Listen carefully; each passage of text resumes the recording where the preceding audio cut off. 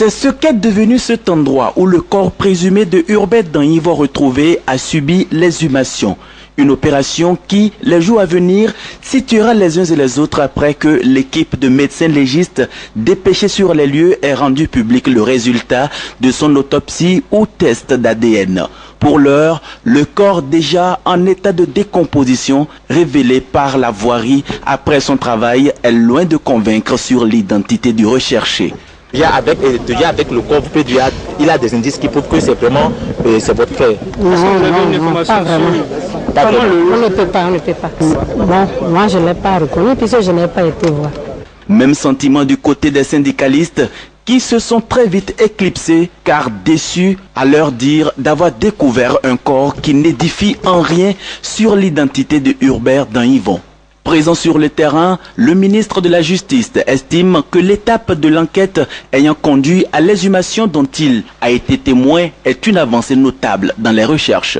Je voudrais dire aux uns et aux autres que Danyivo est porté disparu.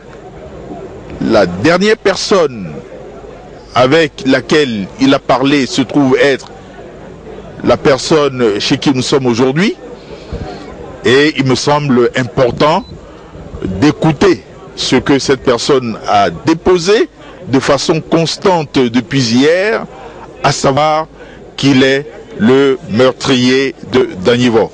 Je souhaite que, à ce niveau, donc du travail mené par la commission d'enquête judiciaire, nous puissions nous en tenir à cela et que nous laissions l'enquête se poursuivre et que la commission retrouve la sérénité nécessaire pour boucler ce dossier et que le peuple béninois qui attend de savoir ce qui s'est passé sache, après recoupement de tout ce qu'il y a eu comme intervention, eh bien ce qui s'est passé dans ce dossier.